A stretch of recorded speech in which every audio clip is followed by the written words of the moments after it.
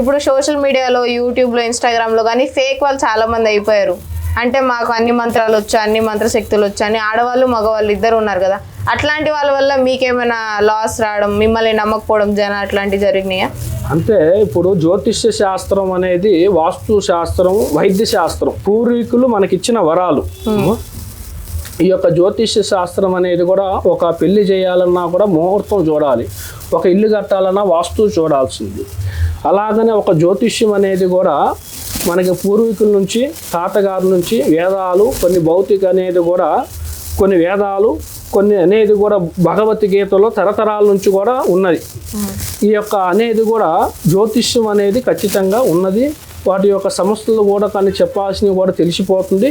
అది పేరు బలాన్ని బట్టి గవ్వలేసి చూసి చెప్తాం మేము. ఉన్నది ఉన్నట్టుగా గవ్వలు వేసేపిచ్చి ఒక జాతకరీత్య అనేది కూడా తమలపాకు మీద కూడా అంజన వేసుకొని, అంజన వేసి మీ యొక్క సంస్థలు అనేది కూడా పేరును బట్టి డేట్ ఆఫ్ బర్త్ కానీ ముఖము చూసి చెప్తాం. మీకు ఎలా వచ్చి ఎట్లా నేర్చుకున్నారు ఇవన్నీ ఇట్లా చెప్పడం? ఈ యొక్క విద్య అనేది గురువు గారు, అంటే మా పెద్దవాళ్ళు తరతరాల నుంచి అనేది కూడా తాతగారు, ముత్తాతలు, నాన్నగారు నుంచి మాకు వచ్చిన విద్య ఇది.